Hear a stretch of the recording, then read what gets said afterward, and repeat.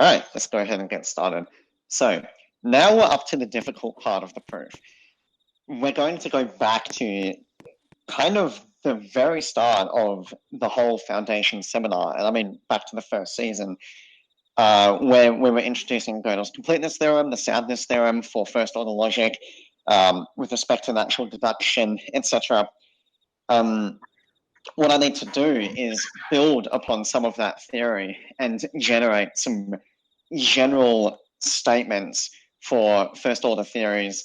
And these are going to be famous theorems. So I'm going to talk about the compactness theorem, the Lowenheim-Skolem theorem, the Roche-Fort test. There's a lot of difficult to pronounce names amongst them. But what I want to say as a warning is you're not going to see the light at the end of the tunnel in today's lecture. So we do have in our sites the Ax-Grothendieck theorem. And if you remember from last time, the final thing that we need to prove is that the first order theories of algebraically closed fields of characteristic 0 or of characteristic P for P prime are complete. And once we've done that, the theorem is proven. However, it is going to take us a little bit to get there, and having that inside your mind for this lecture is probably not in fact going to be that helpful. So I'm just going to set up some more theory. It's going to be general theory pertaining to model theory, and then this is going to be an exercise in delayed gratification. Later in our lives, we can bear the fruits of our labors. So the first thing to remember is what it means for a theory to be complete.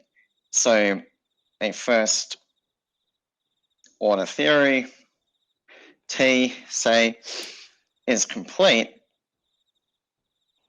if for every closed formula phi, we have that either T can prove phi or T can disprove phi. So T can prove its negation. Okay? Right. So this is the goal of this part of the seminar, as I already mentioned, in order to prove that these two first order theories of the algebraic closed theories, the algebraic closed first order theories, are complete. Theorem. And this is the compactness theorem.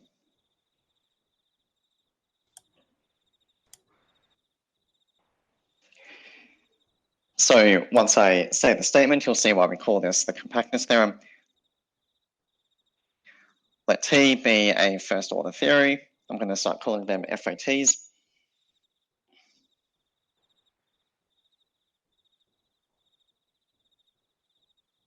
For any formula phi, we have T can prove phi if and only if T prime can prove phi for all finite subsets T prime of T, right? So don't forget the way that I defined a first order theory. It's a collection of axioms, right? So you have some related first order language, and then you build terms and formulas on top of that language, and you take a set of formulas over that language, and that defines a theory. And so this notation, T prime as a subset of T, is completely legitimate. T and T prime are sets here. Okay, the proof is very easy. So one direction is obvious. If T can prove phi, then obviously for any subset, T would be able to prove phi. Wait, is that the easy direction? Let me just say what I have inside my head. Okay, so let's assume that we have a proof of phi inside, or coming from the first order theory T. So let pi be a proof of phi, or I guess I should specify what system we're in. So let pi be a proof of T entails phi. So remember the notation there. That's just saying that pi is allowed to appeal to T as the axioms, and then we can prove phi. So let P be such a thing. Pi is a finite tree. a finite graph in particular. And so therefore, pi only has finitely many axioms.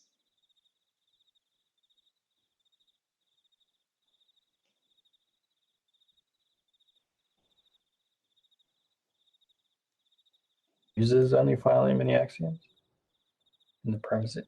Like, you mean premises, right? Not axioms. I mean premises inside the proof, sorry. Yeah, so there's no assumption of finiteness on T. So I could say it has finitely many premises.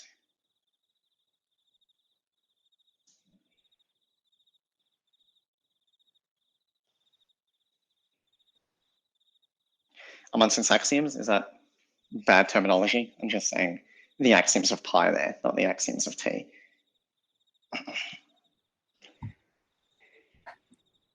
Right. I don't think we. Wait. Yeah, but no. This is the point I was making, that we don't really talk about the axioms of a proof tree. I don't think.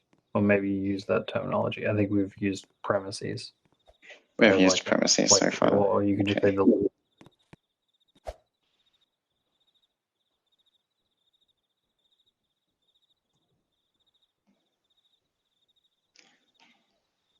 Is that erasing for you? I've still got stuff there.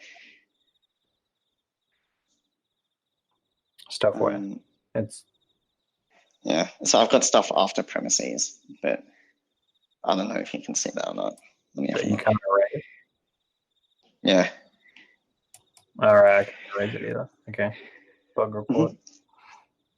That's all right. So I'm just pausing for a second because I'm looking at my notes and there seems to be a completely incorrect argument. So let me pause for a second.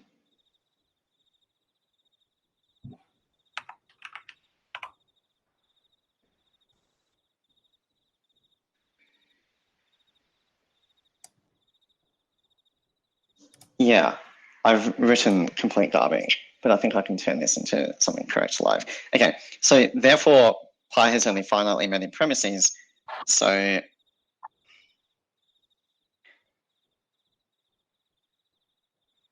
there exists finite T prime of T, so that pi is a valid proof inside T prime. So I can just say T prime proves phi. Okay? And then what you want to consider is the contrapositive to this. So the contrapositive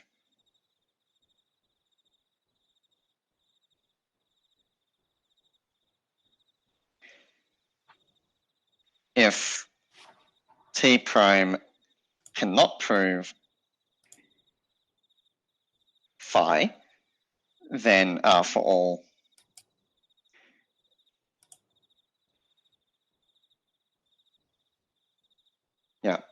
finite T prime, then T cannot prove phi either. Okay, now I must have to use completeness, like Gödel's completeness theorem here, somehow in order to finish this off. So which direction is this? Yeah, so I'm trying to say if all finite subsets of T can prove phi. No, that doesn't make any sense. I've written complete garbage here. Okay, let's just think for a second. So I'm trying to say, so what's the non-obvious part of this statement? So, no, not that statement, of this statement.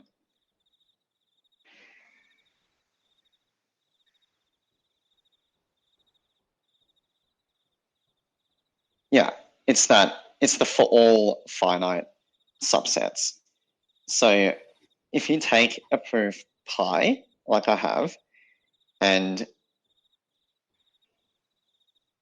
observe that a finite subset of the premise of the axioms, because of the premises of pi, is sufficient, then there exists some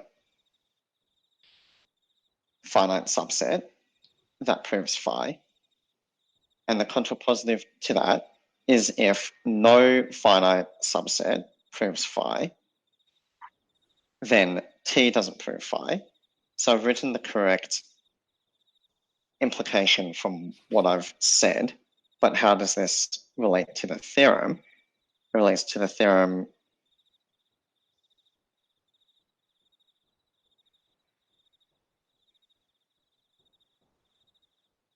So that's the left to right implication of the theorem, because it's the contrapositive of that. Yeah, so then why did I even write down the contrapositive, right? But how do I say, so this theorem is kind of completely obvious, is it? So then if I were to say all finite subsets of T can prove phi, then obviously T can prove phi, because I can just pick any of those finite subsets, take a proof, and that's still a valid proof inside T. That makes sense, right? And that's the other direction. Okay. Yeah. Okay, so forget the contrapositive. Okay, so what we have is, oh yeah, no, I haven't, no, this isn't the left to the right side of the theorem. What I've shown so far is that if T proves phi, then there exists a finite subset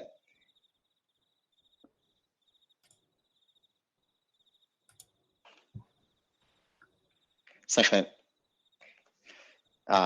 T prime proves phi. But the statement of the theorem was for all phi. That can't even be true, right? Because I can just take the empty set. And yeah, this statement's not even true. What have I done? Okay, sorry about this. Let me pause for one more minute and I'll just move on if I can't make sense of this. I might have, yeah, that doesn't look quite right, the statement of the theorem. Yeah, the statement doesn't even look correct. Okay, let's open a textbook. Yeah, the statement of the compactness theorem is existence. Okay, so what I need to do is come back here and change for all to there exists. Okay, and then I have indeed proven the compactness theorem. That makes so much more sense. God, I can't believe that I wrote that. So I wrote that along with a completely garbage proof of that inside the notes. So I'm not sure how that happened.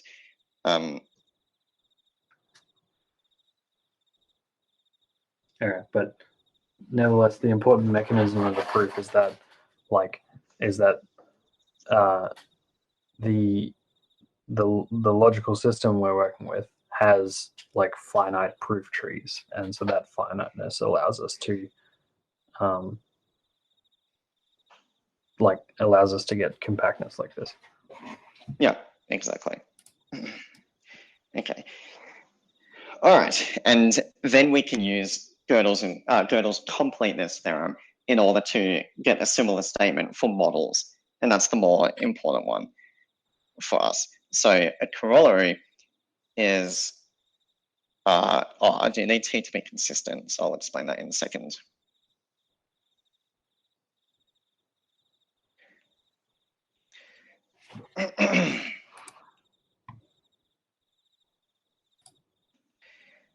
For any formula phi, we have that T models phi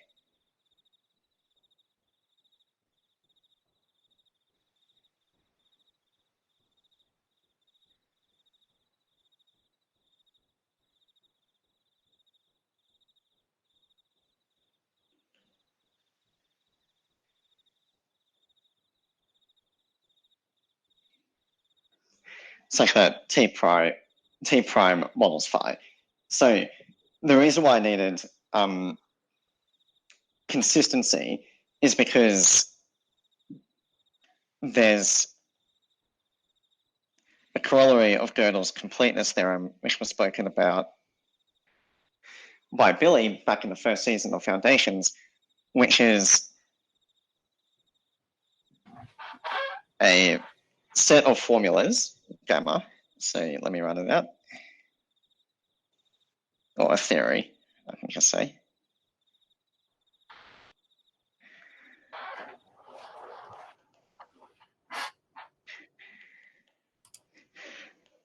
Is consistent if and only if T admits a model.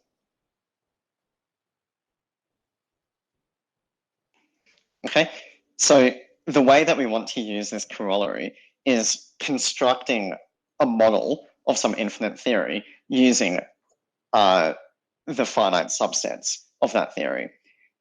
And we might be in a situation where we're considering a first order theory that just doesn't have any models whatsoever, right? So that's the trivial redundant case. And you might accidentally apply that. You might think that you've successfully constructed a model of your infinite theory when in fact you haven't, because you've used this corollary and failed to identify that you just might not have any models whatsoever.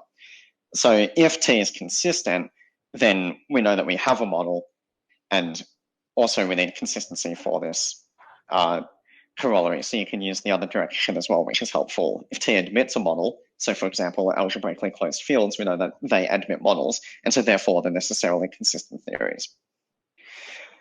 Okay, so now what I want to do is introduce a notion of the Skolemisation of a formula. So the reason why I'm doing this is because I need to get to this theorem, which is the Lowenheim-Skolem theorem, which is all about the cardinalities of the infinite models of your first order theory. Once I have that theorem, we can prove the Vosch-Nort, I get his name wrong over and over again, the Vosch, Wash-Vort. Okay, I think that's how you say it. The Wash-Vort test. The Wash-Vort test, which is a test of completeness, right? So the order of things are compactness plus Lowenheim-Skolem will give us Wash-Vort, which will then be able to be used for completeness of the theories that we're interested in. Okay, and to prove the Lowenheim-Skolem theorem, I need the Skolemisation of a formula. So this is a big, long definition, and it's going to get very confusing, but it's actually a relatively simple idea. So I thought that I would give a sketch of the idea before presenting the definition. So let's go back to undergrad for a second. Yeah.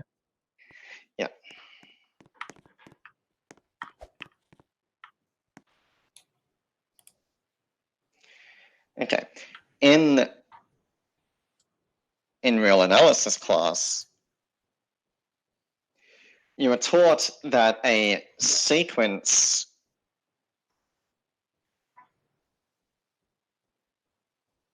xn converges if there exists a limit such that for all epsilon greater than 0, there exists an actual number such that for all n greater than that actual number, the magnitude of xn minus L is less than epsilon, right? Okay, and when you're proving this statement, you get very used to the game.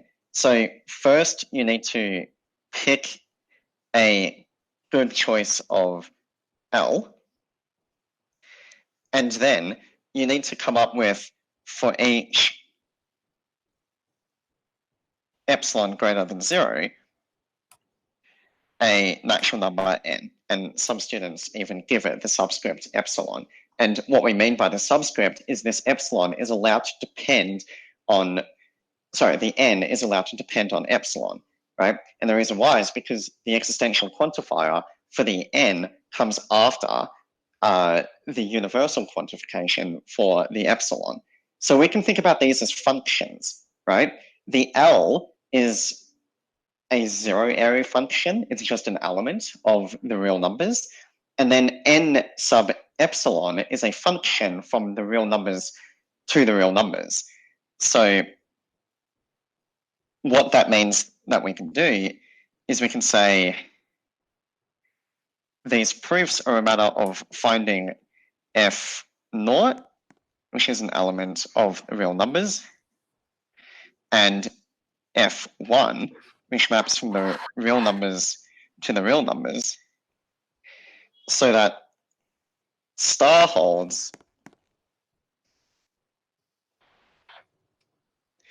if and only if for all epsilon greater than 0, for all n greater than n, the magnitude of xn minus f naught is less than f1 of epsilon. Right? And can you see that what I've done is I've come up with an equivalent statement that doesn't have the existential quantifiers in it anymore. What I've done is I've replaced the existential quantifiers with function symbols, right? And the skolemisation of a formula is going to do this in general. It's just going to be a method of eliminating the existential quantifiers in such a way that we end up with a theory that is still closely related to the original one. Things are still provable inside that theory if they are in the first one, and vice versa, and the models are equivalent, etc., etc. Okay? Will, didn't you need to do something about big N as well? That's existentially, where does that appear in the formula? Like the big N, where does that, how does that get defined? Yeah, so that's F1, well, right? I guess it's here, yeah. So for all n, right, it has to be another function symbol, right?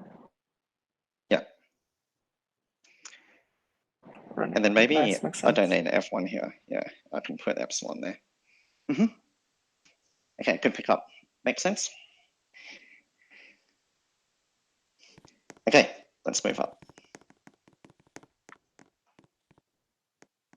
Let's go.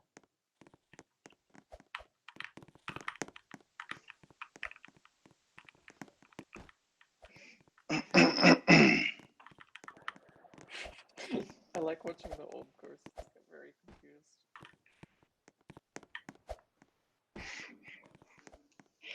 Okay. You have to earn it. Yeah. I'll start writing. This is really hostile to your audience, I have to say. There's some other ones that are fun to help you get up. Yeah. You won't have to, if you fall off the next one, you won't have to go this way. Yeah. No! You can use the return to org button as well. Oh, that's true. Struggling. Okay, is my audience here? Did they make it? Good, looks like it. Yeah, we made it. Nice. Okay, so there's going to be a lot of side conditions and technical points here. I'm really getting my hands dirty with the exact form of these statements, like the statements being the formulas inside the first order theory, right? Okay, so assume that all of the axioms are closed to begin with, and again, that can always be arranged. Just chuck for all universal quantifiers out the front to eliminate your free variables. And also assume that they are written so that if for all x and for all y appear in phi, then x is not equal to y. That can always be arranged by alpha equivalence. I can't remember if we spoke about alpha equivalence in the formation of this theory, but again, it's completely standard to always arrange for this. Well, we definitely didn't do that. There's no didn't we? Alpha equivalence. Okay. For first order logic, usually. So how do we? So sorry, what was the point? Well, I just want to identify.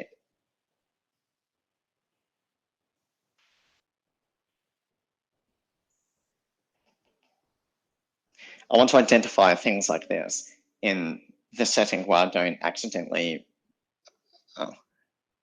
bound Wait. instances of y inside phi.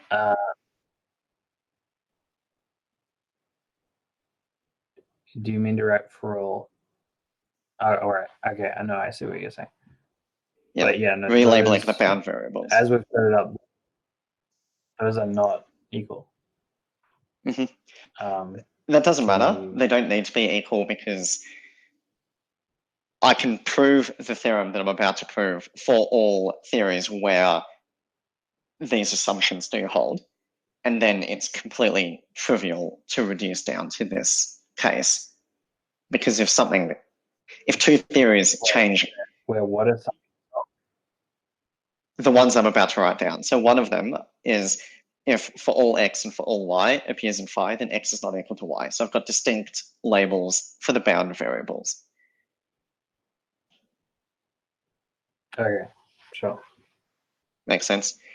Okay, and it's truly trivial to reduce down to this case. So this is a completely harmless assumption. Okay. Now let's pick a particular axiom. And I'm going to Skolemize this thing.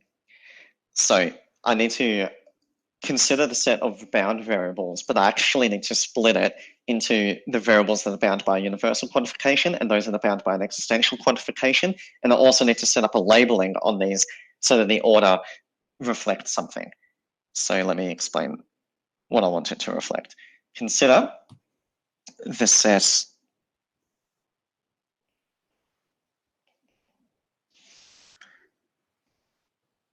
of variables in phi bounded by a universal quantification. Okay, and then assume that I less than j implies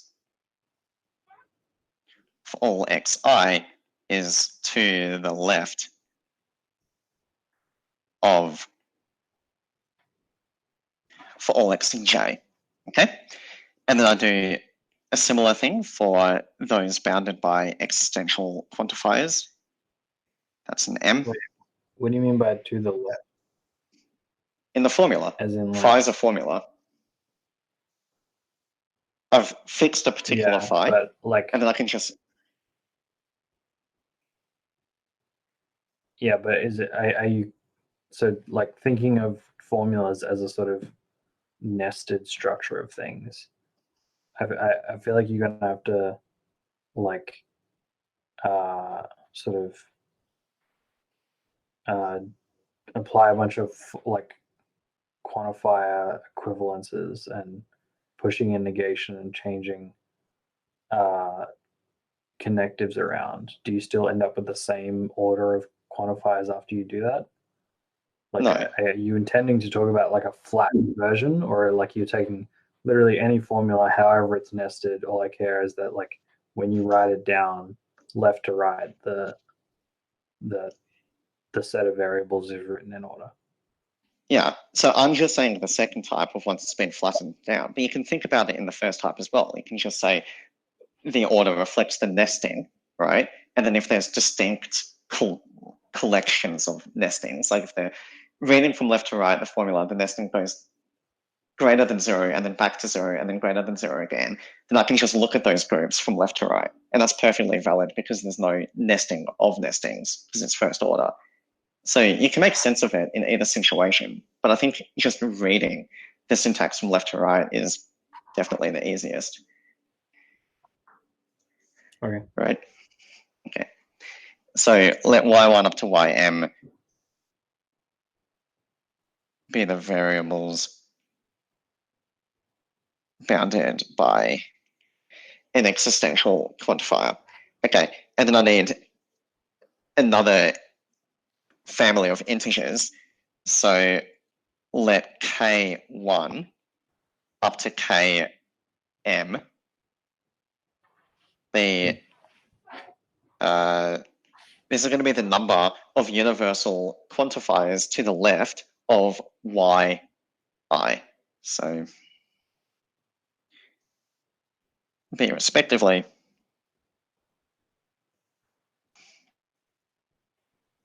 I'll just use the lazy notation.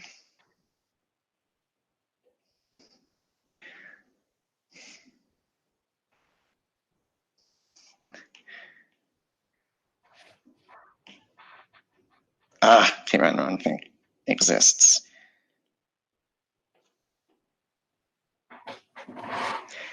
Right. So the reason why these K1s up to Km's are necessary are because they define the arity of the function symbols that I'm going to introduce in order to replace the y's, right? So think back to the real analysis example. I was eliminating the universal quantifiers and we found that L had arity 0 and N had arity 1. So they're the respective K's here. Okay. So I'm going to introduce the function symbols, introduce M, Skolemisation function symbols, and that's the first part of my definition. So these are Fi from A to the Ki to A. And then now I need to replace the y's with these function symbols. For each I equals 1 up to M, let E of phi comma I be the depth I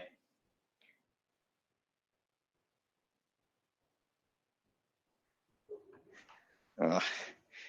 I'm going to pause halfway through my sentence and write it differently. Let this denote the formula given by removing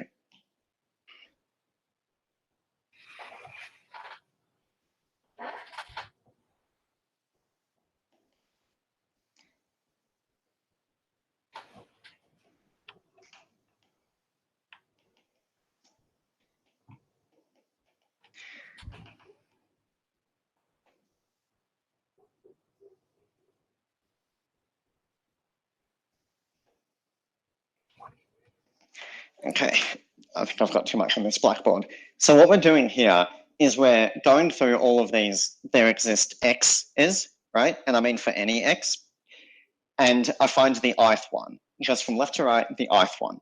And I remove it, and then I remove everything to the left of it as well. So again, this is not a complicated thing. I can give you an example. If phi was there exists x, there exists y psi, then a phi 1 is equal to there exists y psi, right? So I've literally just removed the existential quantification there exists x, and then a phi 2 would just be equal to psi. Okay. Moving on to the next board.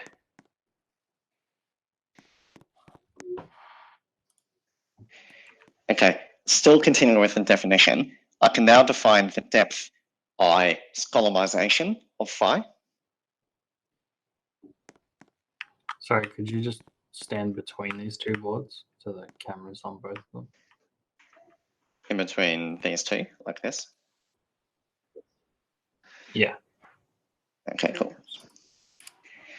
The depth I skolemisation of phi, which is going to be denoted S phi I, is the following formula. So S phi I is defined to be E of phi I. And then I go through it and I take all of the y's from y equals 1 up to I and replace it with the term, which is the Skolemisation function symbol applied, or with these variables applied to it. And that's j equals 1 up to I. Cool. Okay, and that completely reflects what we did with the real analysis example. So I've just gone through, removed all of the existential quantifiers. I've been left with a bunch of free variables, and I just replace them with these terms, which are the application of the variables pertaining to the universal quantifications applied to the Skolemisation functions. Okay. And then we also have the depth I Skolemisation of the theory. So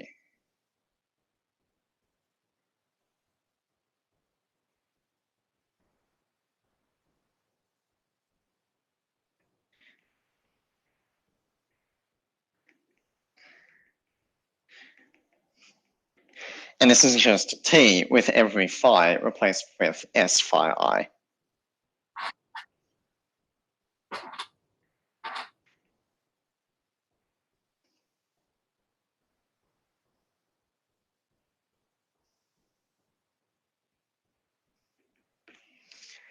Okay.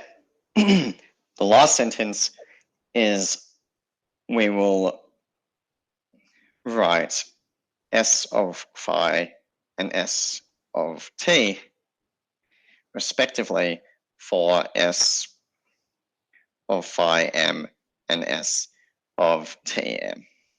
So don't forget what M was. M was the number of universal quantifications that we have, right? So if M was the number of existential quantifications that I have. So if I replace all of the existential quantifications, which is the case that I'm interested in, then I end up with S phi M and S T M, and I'm just going to denote those S of phi and S of T. Okay, that's the end of my definition. So this is, just to check, this is literally just what you did on the last board, but written as a definition. Yeah, so I can give you an example, right? Surprises in there? Nah, I don't think there's anything shocking about it. It's just that you do. If there's any okay. Yeah. So I think this will make you feel pretty relaxed. So for all x1, there exists y1. For all x2, x1 plus x2 is equal to y1. Then the Skolemisation of phi is for all x1, for all x2, x1 plus x2 is equal to f1 of y1. It's literally exactly what we were doing in the board earlier. Make sense? I have a question. So if we take literally this phi here in the example, and I can't really write right now, but just imagine phi and like exists z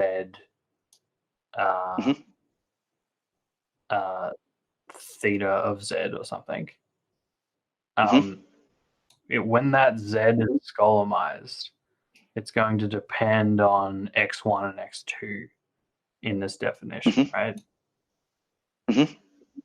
Even though like it's not actually like underneath the scope of those quantifiers in any sense. Well, no, it should be only if it's underneath the scope of the quantifiers. So how are you getting out of the scope? You're doing like bracket counting or something. Okay, did I overlook that? Wait, well, definition? Okay, so yeah, that was kind of my point about the sort of left to right idea. But like I guess maybe is that okay because like you're just being overly like you're giving like just extra variables that the function can depend on. Which in terms of like consistency doesn't lose you anything. But so like I don't think this necessarily like will ruin the argument. Maybe it will, but it would just mean that like this Skolemization is just does too much in most cases. Yeah, like sort of, but I think there's an easy way to think about it.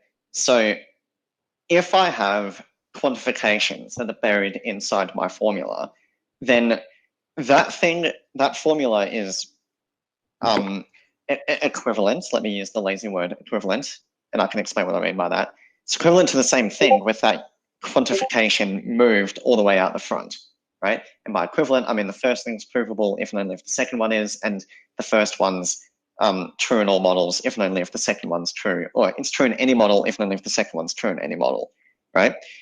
So what I could have done is at the start of the definition is again, yeah? I mean, you can't just like say just drag all the quantifiers at the front. Like otherwise, like you'll do it. It'll be incorrect if you just do that. So why though? What do you mean by it will be incorrect? Well, if you have negations or implications, then like you'll need to flip them. Oh, right. Okay, yeah. I don't mean literally cut them and paste them at the start. I mean take them at the front and okay. I mean negation's the only thing that you have to consider when you do that, right?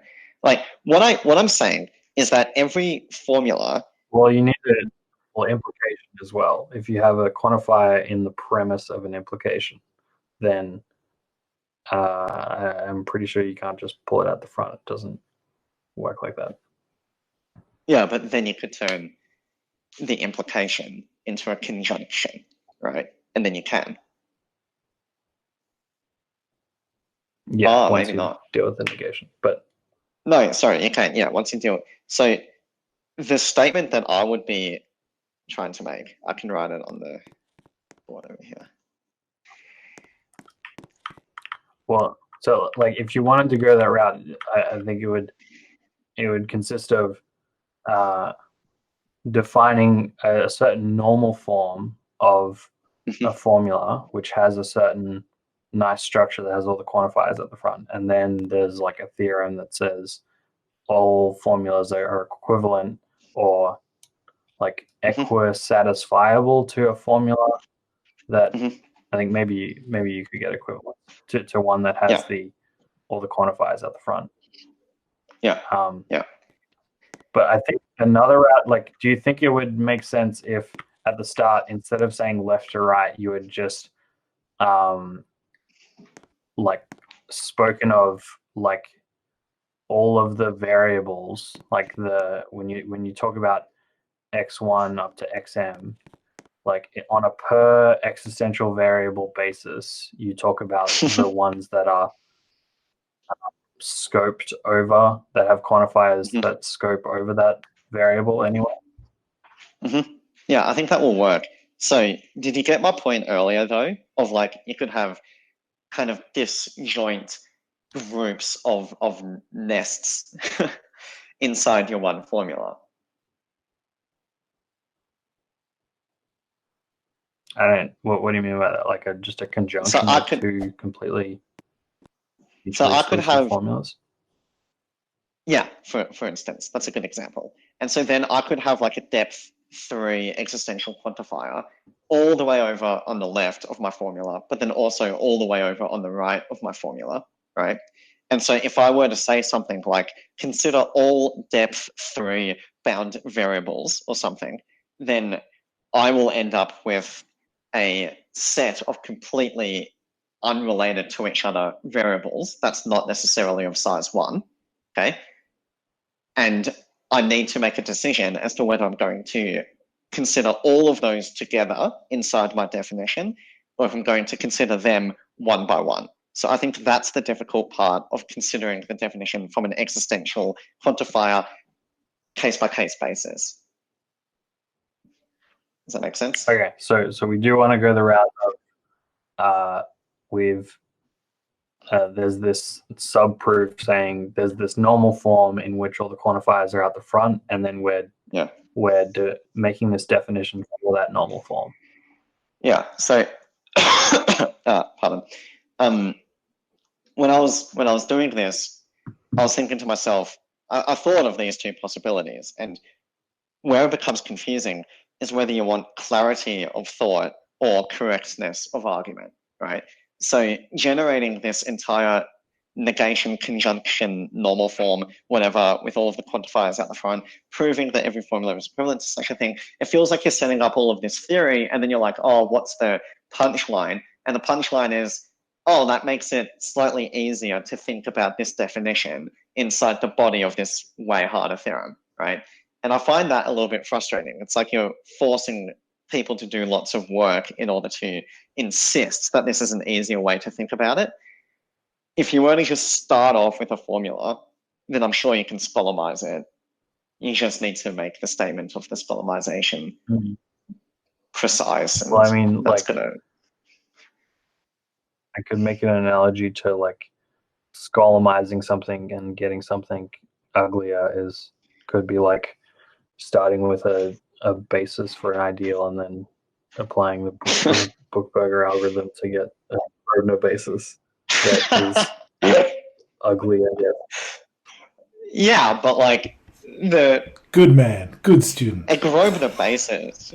Oh, I'm not sure if the analogy really holds, right? Because okay, if we're going to do this once you have a Grosvenor basis, we know that these things admit properties which you can then apply. The original generating set does not satisfy those properties. There's no difficult way that you can think about it if you just grew the size of your brain that can make them have those properties. You need to change the generating set. This is distinct to Skolemisation. The original formulas are fine. They will work. It's just hard to think about. So I can set up a theorem in order to make the other theorem easier to swallow, right? But it's not necessary. So I think there's a genuine difference between the two. So are you saying you can Skolemise like any formula as is in like an intuitive way without having to do a bunch of like equivalencies? I think that should be able to be done. I absolutely don't think it will be intuitive though. I just mean like, give me a formula. There are these bodies of nested existential quantifiers. They appear randomly inside the formula. In fact, some of them might have the same name for the bound variables, but they're distinct via scope.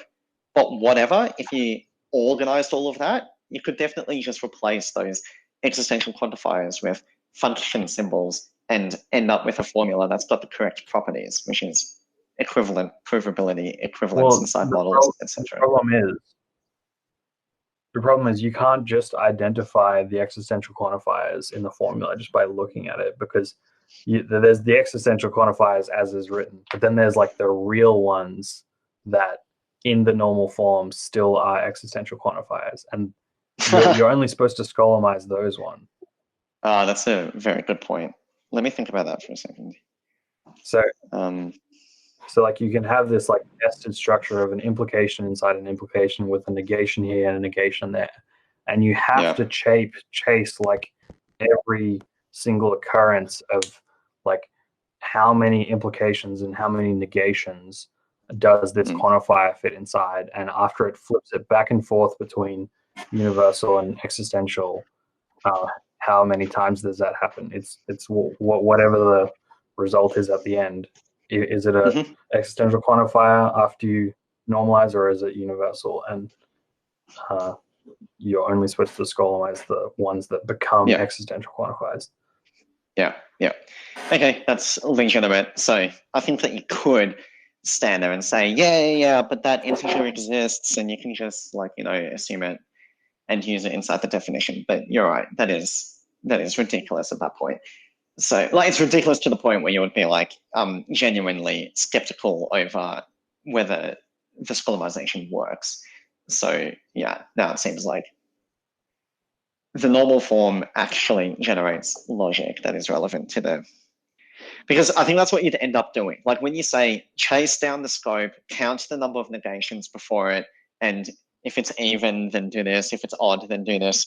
Like all of those integers, they are meaningful. What they are saying is what you're saying, which is these are the ones in the real universal quantifiers, these are the ones in the real existential quantifiers, and that whole ugly statement is just equivalent to the statements that there exists a normal form, right? And once you have this normal form, you can read off these integers super easily, and it proves to you that they're uniquely determined by the formula, etc., right? So yeah, I think that's a better way to go about it. Okay. Now I need to work out whether I'm going to do that at some point or not. Okay, I don't think I have time to prove anything left, but let me draw up some statements. So one important property about the skolemisation of a theory is is that you get models for one from the other, essentially.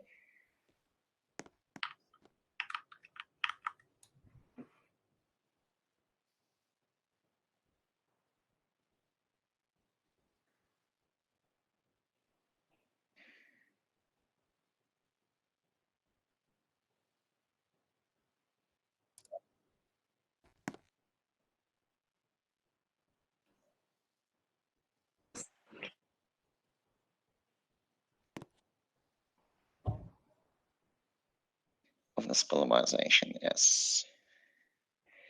Of T. Okay, and then there's somewhat of a converse to the statement as well, but the statement of the converse basically is the one half of the Lowenheim-Skolem theorem that I keep talking about. So I'll explain that in a second, but just for context, this is the part, going back to the intuition from real analysis that I was giving you earlier, this is the part where I was saying, oh yeah, intuitively star that formula with the existential quantifiers, that holds if and only if the second one holds, right? And you've got to keep reminding yourself inside model theory that this is exactly what we're trying to formalize is, or are, whatever the correct English is, these kind of hand wavy statements of this statement is true, if and only if this statement is true. Well, what I could do is I could formalize both of the sentences as first order statements, and then I can write them down and I can construct models and I can say whether they have equivalent models, etc., etc. So since we're doing model theory, the fact that these two statements are equivalent has to be proven. And one direction is just this simple lemma, which is not a difficult exercise. And then, yeah, it's a little bit more than a converse, but a bit more than a converse gives you what's called the lower Lowenheim-Skolem theorem. And I think I'll write that up and then leave it there and open to questions, etc. The first lemma is, if I'm reading it right, it's like it's very axiom of choicey, I think. In that, like, you're taking all your instances of like for all x exists y and replacing the exists y with like a function from x to y. And so like you're saying logically, whenever like something exists in the context of x, that there's like some function that's able to pick out like not the one, like there's not even like a necessarily a unique choice of y, but it's just a choice function that picks a y given x, right? Yeah, that's completely correct. So yeah, that's one of the subtleties. The element that you take is not uniquely determined by the existential quantifiers, right? And so it's not uniquely determined by the choice functions either. So yeah, you set yourself up in the situation where, yeah. So I guess, and what I'm saying here is not like, oh, what I'm saying here is that not like, oh, like we're using the axiom of choice, gross. I guess I'm more saying, is this explicitly like, is this equivalent to the axiom of choice? Like saying that our meta theory of, say, we're using, say, ZFC, is it explicitly stating that the meta theory must have like choice functions? Or is it like a generalization of it because you have more than one variable in context? That's a good question. Let me. Well, yeah. So is this equivalent to the axiom of choice?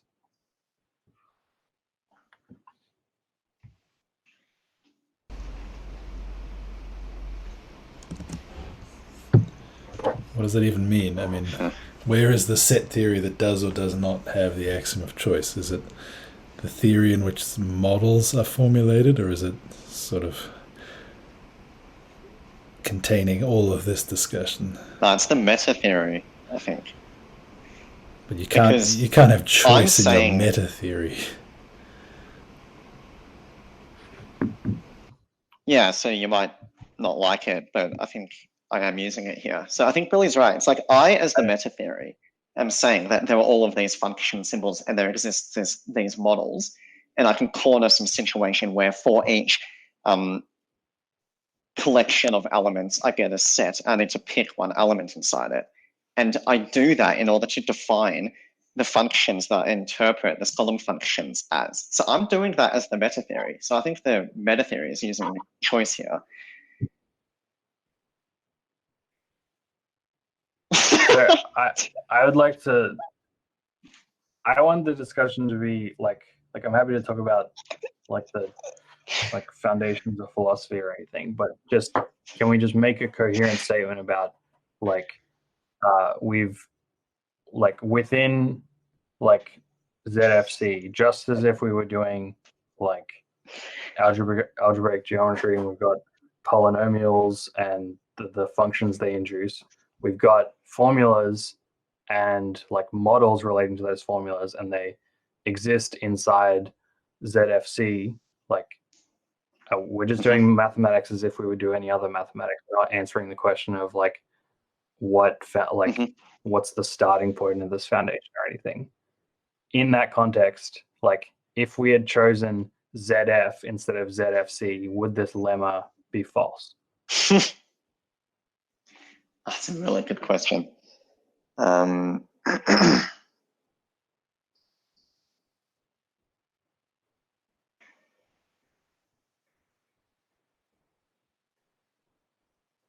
I still feel like it comes down to whether you can use, it seems like there's a delay in the speech, sorry, but I feel like it's still coming down to whether you're allowed to use choice in the meta theory. If you can, then you can do it inside ZF, but if you can't, then it might not even hold in ZFC. I don't think about it. Did you have something to say, Dan? Wait, are you making a distinction between the meta theory and ZFC? Yeah, ZFC is some first order theory, and then the meta theory is this intentionally vague statement. But if you were to, you can, okay, as I said there you go. I'm not thinking of ZFC as one of the possible first order theories that we're talking about. I'm thinking of we're asserting that the meta theory is ZFC, in the most concrete way possible. Yeah, in that case, I believe that you require choice. Yeah. So if you were to take ZFC as the meta theory, then it would be necessary that you took choice there. I don't see how you'd be able to prove this theorem without choice. So it implies choice as well. Is this? Yeah, I'm just saying, is this plainly stating the axiom of choice in the meta theory to assert this lemma in the meta theory? Look, I'm not positive right here, right now, but it very much seems like it, right? It's like you're giving me some first order statements, and oh yeah, you give me some first order statement inside some first order theory, might not even be ZFC, and then I interpret it. So I use a model, and so now the model exists inside ZFC, and then with all of these models, I've got a whole bunch of valuations and models floating around. I appeal to choice, which is inside ZFC, in order to construct a function that does the job for us. Okay, but that's not your question. The question is it actually just the same statement? Is it equivalent? I think that doesn't make sense because there is a mix. Oh, wait, no, it might make sense. So,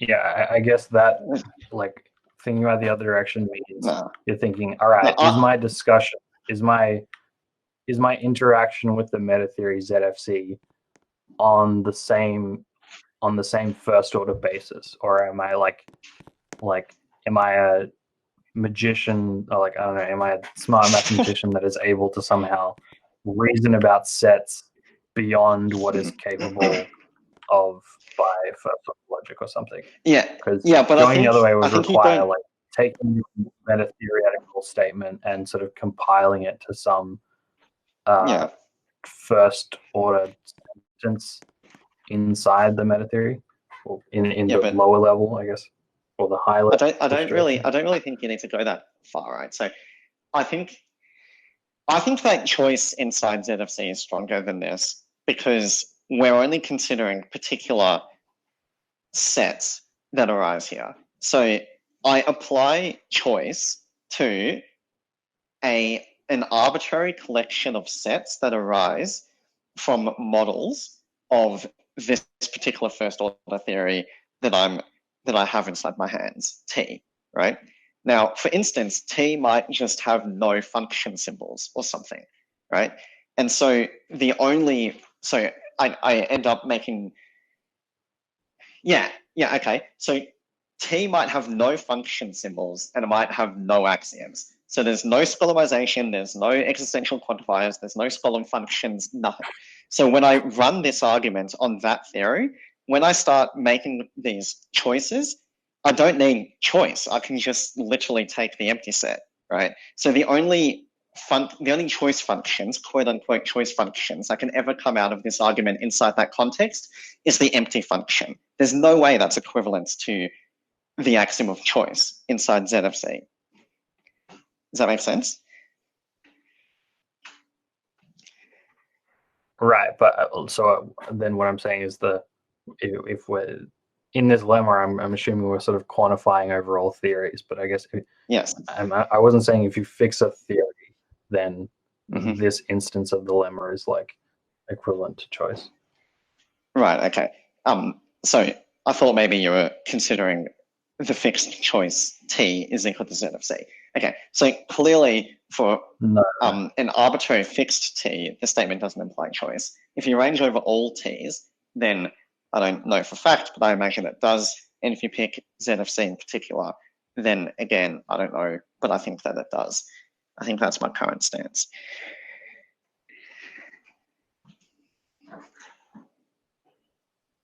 Oh, if you pick ZFC, then anything implies choice. Yeah. Because it's true. That's a good point. Yeah.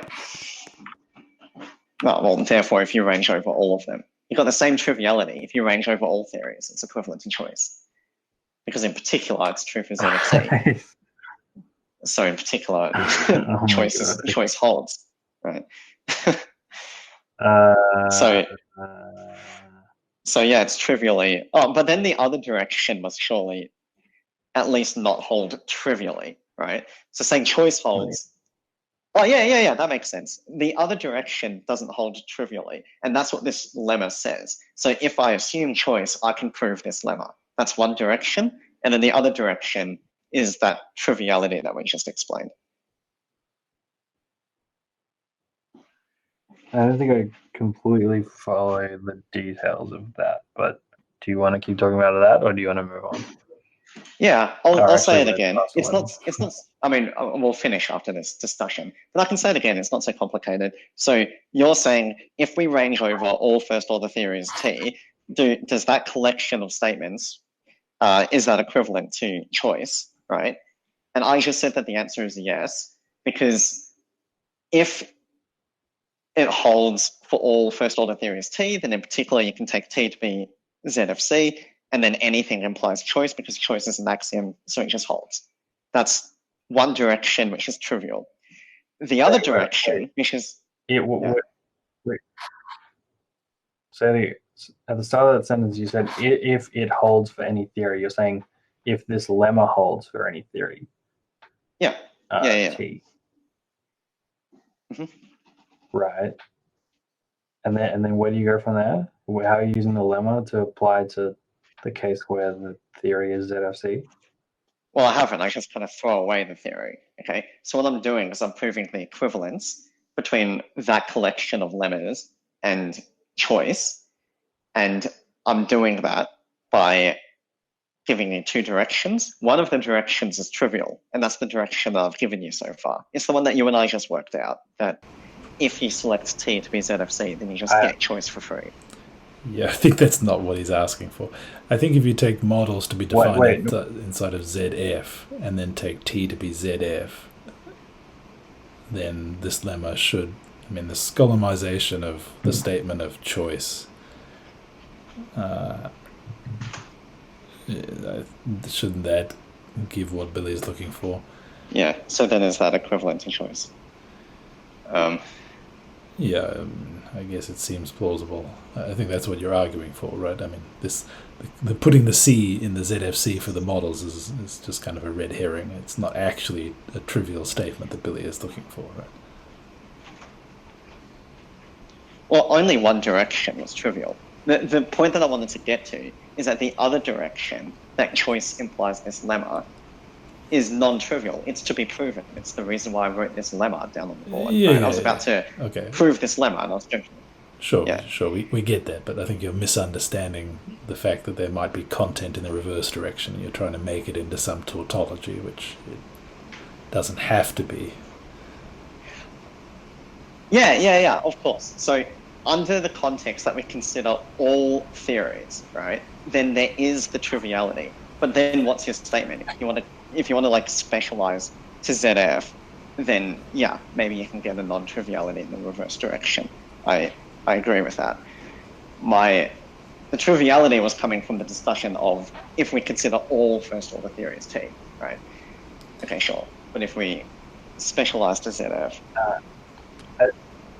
I think I followed what you thought was an answer to what I had in mind, but it's sort of articulating this like requires a better language that sort of distinguishes between the things ZFC that can show up as one of the things that T could be, and the thing ZFC, which is like the place in which this meta theory, or in the thing that is the meta theory. Yeah, and when you say the choice of topos is basically what you're saying. I was like, when I say, does this lemma for all T imply choice? I'm sort of saying I'm talking about choice in the meta theory, not like choice in the theory ZFC that could show up as one of the T's. And I guess like you're going to argue that they're the same thing.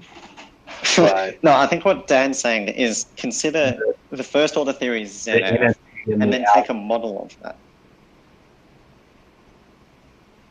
And then you're in the meta theory once you've taken a model of it.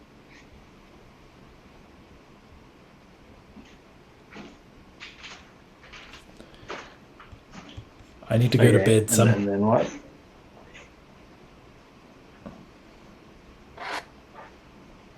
I have a very important comment, which is that it's actually Löwenheim and not Lowenheim. Awesome. Got it. I gotta go to bed soon, guys, and stop this recording. So It means Lionholm. Yeah, okay. All right. I'm glad that a lot came out of this. I found this part really, really tough. So yeah, let's catch up during the week, Billy, and we can talk about this. All right. So we only need 6 Curious boards. to see where this is going to go next. Yeah. Sorry for making you add Actually, extras.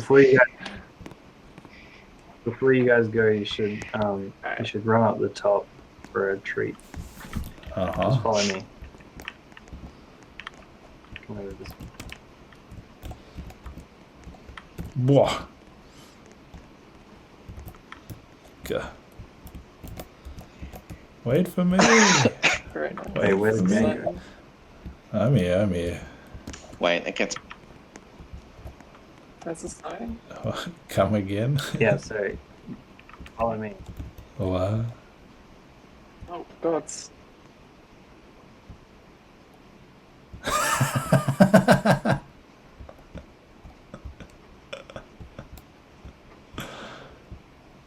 What?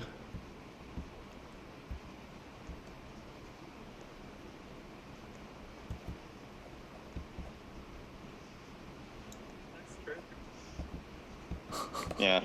Yeah, we all get spawned to completely random spots, so now everyone's running from all over the map. Excellent. Alright, I'll see you guys around. Yeah. Alright, catch ya. That was pretty cool.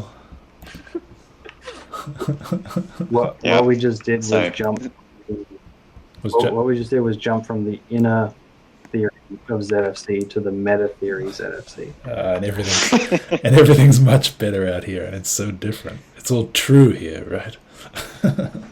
Yeah. Yeah. I can Finally, a world where truth exists. I can do choice. Yay, yay! It's all fine.